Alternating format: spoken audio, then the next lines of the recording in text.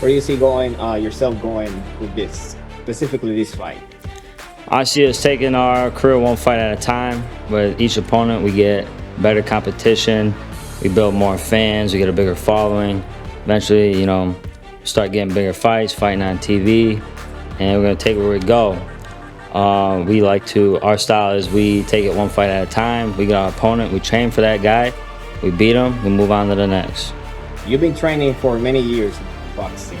How many years now? I've been doing this, I just turned 27. I've been doing this since I was about 10 or 12, off and on. I got about serious with it when I was around 21. What make you do boxing? I just love it. I love it.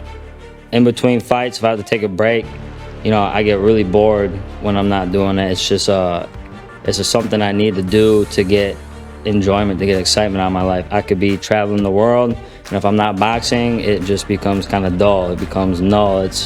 I just love to do it. I have a great time doing it, and I loved it.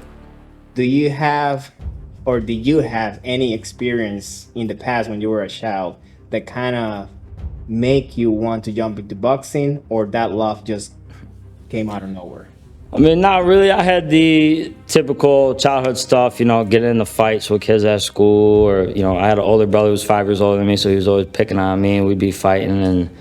But I really got into it because I grew up by a boxing gym, and my dad just asked if I wanted to try it, and I was like, sure, why not? And I went there, and I kind of had a knack for it, and I just fell in love with it, and I've been doing it ever since. Now, when you go into training camps, what is the main thing that you focus on? The main thing that I focus on is just being disciplined, making sure that I'm getting up every day before work to do my running, do my conditioning. I'm making all my food, make sure my diet's on point so my weight's good. That's the hardest part is, I work a full-time job doing physical labor. I'm around construction guys that are eating donuts, bagels, muffins, burritos, whatever, all day long. And I'm there with my baked chicken and steamed broccoli, a little rice, a little potato. That's the hardest part. So when I go into a training camp, I gotta make sure that I'm very focused and very determined. I gotta be locked in on my conditioning. I gotta make sure, I'm doing everything I'm supposed to do, not only in the gym, but out of the gym. And that's everything. Now, what are your expectations in boxing in the future? My expectations for my career in the future is just going to take it where it goes. I mean, everything happens for a reason. You can't fight destiny. I'm working very hard at doing it, and I'd like to take it as far as it goes. If it goes big, I would love that. Now, you mentioned something really important that a lot of people have gone through, and many people have quit. And it's because, like you said, having a full-time job and doing this require a lot of discipline, a lot of hard work. It's not easy. What do you have to say to those people that are watching this right now that are kind of in the middle of that situation? What I have to say is you just got to do it.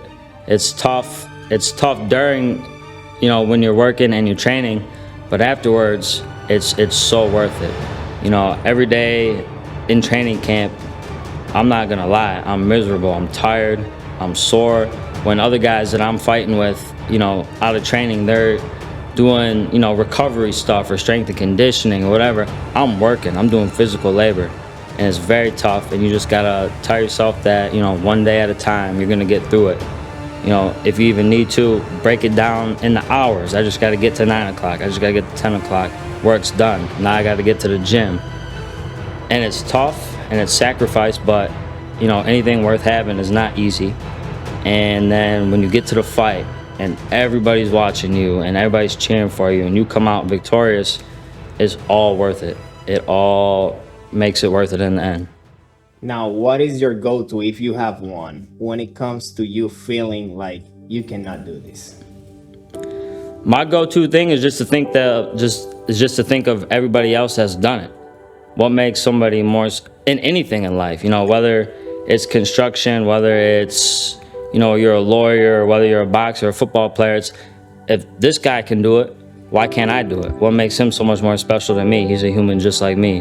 If they can do it, I can do it. And that goes for anything I do in life. And that should go for anything that anybody does in life. If somebody else can do it, why can't you do it? Why can't it be you too?